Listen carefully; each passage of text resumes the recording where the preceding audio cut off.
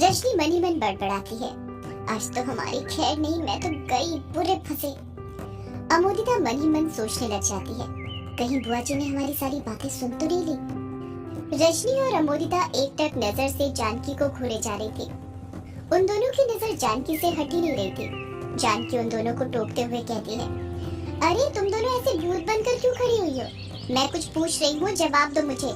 तुम दोनों कहाँ जाने की बात कर रहे हो और किसको अंदर नहीं आने दे रहे? रजनी बहाना बनाते हुए कहती है, वो भाभी सब्जी वाले के पास में अमोदिता को कब से बोल रही हूँ बाहर जाकर सब्जियाँ ले ले, वरना वो सब्जी वाला अंदर आ जाएगा। बड़ा पागल है वो, पर ये अमोदिता बाहर जा ही नहीं रही। कह रही है मैं भी चलूं। अब मुझे कपड़े धोने भी तो जाना है, अगर जल्दी सुखाए नहीं तो इसके पापा गुस्सा करेंगे। अमोदिता मन ही मन अपनी माँ पर अभिमान करने लग जाती है। सोचती है, वाह माँ, क्या बहाना बनाया है, आपका तो जवाब नहीं। कोई झूठ बोलना तो आपसे सीखे। रजनी अमोदिता को टोकते हुए कहती है, अरे अब खड़ी होकर मेरा मुंह क्या देख रही है? सब्जी वाले के पास सब्जी लेने जाएगी कि यहाँ पर खड़ी खड़ी मेरा मुंह देखती रहेगी? जल्दी कर, वरना वो सब्जी वाला चले जाएगा। अमोदिता हड़बड़ाहट के साथ कहती है, हाँ माँ, जाती हूँ। इतना कहकर अमोदिता जाने लग जाती है। तभी रजनी उसे टोकते हुए कहती है, और सुन, सब्जी वाला जितना पैसे मांगे दे देना, ज्यादा भाव तोल मत करना। अपन अमीर लोग हैं ना, तो छोटे लोगों से मुंह लगना अच्छी बात नहीं है। जितना दाम लगाए दे देना, समझी? अमोदिता अपनी माँ का इशारा समझ जाती है कि वो युग को क्या देने की बात कर रही थी। अमोदिता शर्माते हुए कहती है, हाँ माँ, जितना बोलेगा सब्जी वाला उतना दे दूंगी। इतना कहकर अमोदिता जितनी फुर्ती के साथ दरवाजा खोलती है, उतनी ही फुर्ती के साथ लगा भी देती है, ताकि जानकी दरवाजे पर खड़े युग को ना देख पाए। रजनी जानकी का ध्यान भटकाते हुए कहती है, अरे भाभी, आप भी अपने कपड़े दे दीजिए ना, मैं अपने कपड़े धो रही हूँ तो लगे हाथ आपके भी धो देती हूँ। जानकी मना करते हुए कहती है, अरे नहीं रजनी, इसकी कोई जरूरत नहीं है, मैं धो लूंगी अपने कपड़े। रजनी जानबूझकर जानकी का हाथ पकड़ते हुए कहती है, अरे क्या भाभी, आप तो मेरे साथ ऐसा बर्ताव कर रही है जैसे मैं कोई पराई हूँ। चलिए दीजिए अपने कपड़े धोने के लिए। इतना कहकर रजनी जानकी को उसके कमरे की ओर ले जाने लग जाती है। अमोदिता जैसे ही हवेली की दहलीज के बाहर निकलती है, देखती है कि उसके सामने युग खड़ा हुआ था, जो कि बड़ा परेशान लग रहा था। युग अमोदिता पर बिगड़ते हुए कहता है, ये क्या अमोदिता, तुमने इतनी देर क्यों लगा दी दरवाजा खोलने में, और मुझे देखकर दरवाजा क्यों लगा लिया था? अमोदिता अनजान बनते हुए कहती है, मैंने कहा आपको देखकर दरवाजा लगा दिया था, मैंने तो अभी दरवाजा खोला है युग जी। आप बिना कैसी कैसी बातें करते हैं। युग अमोदिता की बातों में आ जाता है। उसे उसकी बातें सच लगने लग जाती हैं, क्योंकि वो अमोदिता के पूरी तरह वश में था। युग बड़बड़ाता है, अगर तुमने मुझे देखकर दरवाजा नहीं लगाया तो मुझे ऐसा क्यों लगा जैसे तुमने दरवाजा खोला था? अमोदिता बात को पलटते हुए कहती है, अरे छोड़िए ना युग जी, आप भी किन बातों में लगे हुए हैं, ये बताइए कैसे आना हुआ? युग अपने चेहरे पर मुस्कान लाते हुए कहता है, वो मैं तुमसे मिलने आया हूँ। युग के मुंह से ये बात सुनकर अमोदिता खुश हो जाती है और शर्माते हुए कहती है, सच युग जी? हाँ अमोदिता, चलो अंदर चलकर बातें करते हैं। इतना कहकर युग हवेली के दरवाजे को हाथ लगाने वाला था कि तभी अमोदिता उसे रोकते हुए हड़बड़ाहट के साथ कहती है, रुकिए रुकिए युग जी, हम हवेली के अंदर नहीं जा सकते? युग हैरानी के साथ पूछता है, हवेली के अंदर नहीं जा सकते? पर क्यों? अमोदिता फिर बहाना बनाते हुए कहती है, वो क्या है ना युग जी, आप तो मुझसे मिलने आए हैं ना, और फिर हवेली के अंदर सभी लोग हैं, तो आप और मैं ज्यादा बात नहीं कर पाएंगे, आप उनसे ही बातें करते रह जाएंगे। युग अमोदिता की आंखों में देखते हुए कहता है, हाँ ये बात भी है, मैं तो तुमसे मिलने आया हूँ अमोदिता, सिर्फ तुमसे। फिर तुम ही बताओ हम कहाँ पर चले जहाँ सिर्फ तुम और मैं रहें? अमोदिता मन ही मन सोचने लग जाती है, अब युग जी को लेकर कहाँ जाऊँ, हवेली के अंदर तो जा ही नहीं सकती। गांव में लेकर गई और किसी ने देख लिया तो फिर एक नई आफत खड़ी हो जाएगी, क्योंकि गांव वाले यक्षिणी को लेकर पहले ही युग जी पर चढ़े हुए हैं। अब कहाँ लेकर जाऊँ युग जी को, कहाँ लेकर जाऊँ? अमोदिता सोच ही रही थी कि वो युग को लेकर कहाँ जाए। तभी उसकी नजर उसके सामने से गुजरती 3-4 काली भैंसों पर पड़ती है, और वो मन ही मन सोचती है, मैं तो भूल ही गई थी, हमारी हवेली के पीछे तबेला भी तो है, वहीं पर युग जी को लेकर जाती हूँ, वहाँ पर कोई होगा भी नहीं। अब क्या कर सकते हैं, मेरे पास कुछ ऑप्शन नहीं बचा है युग जी को तबेले में लेकर जाने के सिवा। अमोदिता युग से कहती है, चलिए युग जी मेरे पीछे पीछे आइए, मैं आपको बताती हूँ हमें कहाँ जाना है। युग अमोदिता के पीछे पीछे जाने लग जाता है। इस तरफ ग्रेवयार्ड कोठी के अंदर युग के कमरे में अभिमन्यु और कछुआ बातें कर रहे थे। अभिमन्यु ने कछुए को बता दिया था कि उसने उसे क्यों रोका था, क्यों कायर के साथ जाने नहीं दिया था। अभिमन्यु कछुए को सारी बात समझाते हुए कहता है, तू समझ गया है ना हमें क्या करना है? कछुआ हिचकिचाते हुए कहता है, पर ये सब करना जरूरी है क्या? अभिमन्यु झट से कहता है, हाँ यार जरूरी है, पर कुछ गड़बड़ हो गई तो? यार कुछ गड़बड़ नहीं होने वाली, मैं हूं ना संभालने के लिए। तू बस जो जो सामान मैंने बोला है उसका इंतजाम कर दे, समझा? कछुआ अभी भी संकोच में कहता है, वो तो मैं कर दूंगा, पर तू जानता है ना इसका अंजाम क्या होगा यदि बिंदु की मम्मी को पता चल गया तो? अभिमन्यु कॉन्फिडेंस के साथ कहता है, अरे उन्हें पता नहीं चलने वाला, मैं हूं ना, अब दोस्त के लिए इतना तो करना ही पड़ेगा ना। चल ठीक है, तू कहता है तो मैं तैयार हूँ, पर ये बता युग को इन सब में शामिल करना है या नहीं? अरे ये भी कोई पूछने वाला सवाल है, उसे तो शामिल करना ही पड़ेगा ना। अरे वो तो मैं इसलिए पूछ रहा था, तूने देखा था ना वो कितना बदला है। सुबह से अमोदिता के पास गया पर अभी तक आया नहीं, पता नहीं ऐसा क्या कर रहा है उसके साथ। अभिमन्यु बेफिक्र होकर कहता है, अरे आ जाएगा यार, आखिर हमारी तरह अमोदिता भी तो उसकी बचपन की फ्रेंड है ना, तो हो सकता है उससे भी बचपन की बातें कर रहा हो, यादें ताज़ा कर रहा हो तो करने दे, उसका छोड़। जब वो आएगा तो मैं उसे सब कुछ बता दूंगा। तू जा और जो सामान बोला है वो लेकर आ। कछुआ अपनी जगह पर से उठते हुए कहता है, हाँ जाता हूँ। इतना कहकर कछुआ वहाँ से चला जाता है। इस तरफ रौंका गांव में अमोदिता युग को सबकी नजरों से चोरी चुपके छुपाते हुए हवेली के पीछे तबेले के पास ले आई थी।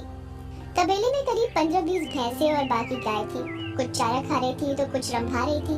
तबेले में ढेर सारा गोबर पड़ा हुआ था जिसकी गंध युग को सहन नहीं हो रही थी। अमोदिता मस्त थी क्योंकि गांव में ही रहने के कारण उसे इस गंध की आदत थी। वो गंध भी उसके लिए सुगंधी थी। युग अपने हाथ से अपनी नाक बंद करते हुए कहता है, ये तुम मुझे कहाँ ले आई अमोदिता? मैं तो ठीक से सांस भी नहीं ले पा रहा, तुमसे बातें कैसे करूँगा?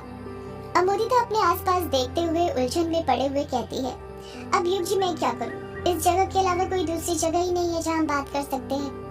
युग कसकर अपनी नाक बंद करते हुए कहता है, पर अमोदिता मुझे नहीं लगता हम यहाँ पर बात कर पाएंगे। अमोदिता सोचने लग जाती है कि वो क्या करे, अब युग को कहाँ पर लेकर जाए। तभी उसकी नजर तबेले के सामने जो झोपड़ी बनी थी उस पर पड़ती है। झोपड़ी 200 स्क्वायर फीट में बनी थी, जो कि मिट्टी की दीवारों से बनी थी और कवेलू की छत उस पर डली हुई थी। अमोदिता उस झोपड़ी की ओर इशारा करते हुए कहती है, वहाँ चलते हैं, वो झोपड़ी भी हमारी ही है।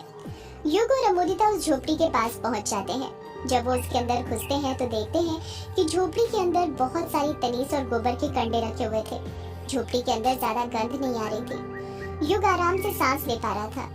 जैसे ही अमोदिता देखती है कि युग ने अपना हाथ नाक पर से हटा दिया है, वो झट से झोपड़ी का दरवाजा लगा देती है। दरवाजा लगाकर अमोदिता कमरे के अंदर रखी तनीस के ऊपर बैठ जाती है।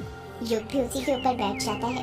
अमोदिता बड़े ही प्यार से बोलती है, अब बताइए युग जी, आपको क्या बात करनी थी मुझसे? युग अमोदिता की बात का कुछ जवाब नहीं देता है, बस अमोदिता को देखते रहता है। युग अमोदिता की आंखों में देख रहा था और अमोदिता युग की आंखों में। अमोदिता मन ही मन सोचने लग जाती है, ये युग जी को क्या हो गया? ऐसे क्या देख रहे हैं मुझ में? अभी बाहर तो बात करने के लिए मरे जा रहे थे और अब कमरे के अंदर आते ही एकदम चुप हो गए। कहीं ये मौके का फायदा तो नहीं उठाना चाहते? अक्सर लड़के तभी चुप होते हैं जब उन्हें कुछ करना हो। वैसे भी बंद कमरे के अंदर लड़का लड़की बातें करने थोड़ी जाते हैं, वो सब करने चाहते हैं। यही सब सोचकर अमोदिता मन ही मन शर्माने लग जाती है। युग अमोदिता की आंखों में देखते हुए कहता है, अमोदिता तुम्हारी आंखें अमोदिता। इतना कहकर युग चुप हो जाता है। अमोदिता धीरे से कहती है, मेरी आंखें क्या युग जी? तुम्हारी आंखें कितनी गहरी है अमोदिता, मैं इसमें डूबना चाहता हूँ। अमोदिता फिर शर्माने लग जाती है। उसे पता ही नहीं था कि ऐसी सिचुएशन में क्या बोला जाता है। वो उतनी खुली लड़की नहीं थी जितनी बाकी होती है। युग फिर अमोदिता की आंखों में देखते हुए कहता है, मैं तुम्हारी आंखों में डूबना चाहता हूँ अमोदिता।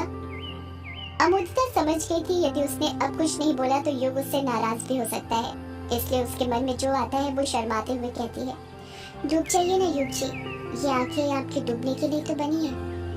युग अमोदिता की जुल्फों को हाथ लगाते हुए कहता है, तुम्हारी जुल्फें अमोदिता, तुम्हारी जुल्फें कितनी सुनहरी हैं, मैं तुम्हारी जुल्फों के साए में रहना चाहता हूँ, अमोदिता प्यार से कहती है।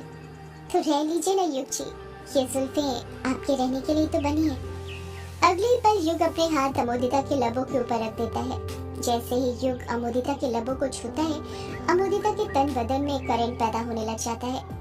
युग अपना हाथ अमोदिता के लबों पर फेरते हुए कहता है, तुम्हारे लब अमोदिता, तुम्हारे लब कितने रसीले हैं, मैं इन्हें पीना चाहता हूँ। अमोदिता एक गहरी सांस लेकर कहती है, तो पी लीजिए ना युग जी, ये रसीले होठ आपकी प्यास बुझाने के लिए तो बने हुए हैं।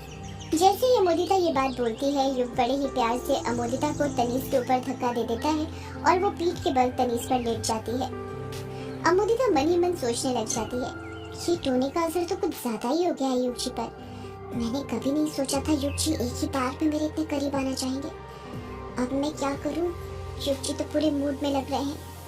अगर उनका साथ नहीं दिया तो वो नाराज होकर चले जाएंगे और माँ को ये बात पता चली तो वो और सुनाएगी, कहेगी नालायक लड़की, तुझसे कहा था ना युग जो मांगे उसे दे देना, तो फिर देकर क्यों नहीं आई? अब मैं क्या करूं? ना जाने युग को क्या हो गया था, वो अपने होशो हवास में ही नहीं था। उसे इस बात की बिल्कुल खबर ही नहीं थी कि वो क्या करने जा रहा है। अमोदिता को अकेले देखकर वो पागल हो गया था। जिस तरह शेर हिरण को अकेले देखकर पागल हो जाता है, उसे खाना चाहता था, ठीक उसी तरह युग की भी यही हालत थी। वो अमोदिता को चखना चाहता था। युग अमोदिता से नजरें मिलाते हुए अपनी शर्ट के बटन खोलने लग जाता है। अमोदिता को युग की आंखों में उसके लिए वो आग दिख रही थी जो उसने पहले कभी नहीं देखी थी। युग ने अपनी शर्ट उतार दी थी, उसके सिक्स पैक्स दिखने लग गए थे। वो सिक्स पैक देखकर अमोदिता की भी काम वासना बढ़ गई थी। अब वो भी अपने आप को युग की बाहों में समाने से रोक नहीं पा रही थी। अमोदिता मन ही मन सोचने लग जाती है, ये युग जी तो तैयार हो गए, अब क्या करूं मैं? ये सब शादी से पहले करना ठीक तो नहीं है, पर माँ ने बोला था कि युग जी को इस तरह अपने जाल में फंसाना है कि वो घर वालों के सामने सीधे मेरे साथ शादी का प्रस्ताव रखे। और यदि युग जी ने एक भी बार मेरे साथ मुंहसत कर लिया तो उन्हें मुझसे शादी करनी ही पड़ेगी। तो फिर यही सही मौका है, इससे अच्छा मौका मुझे फिर कभी नहीं मिलेगा, मुझे ये करना ही पड़ेगा।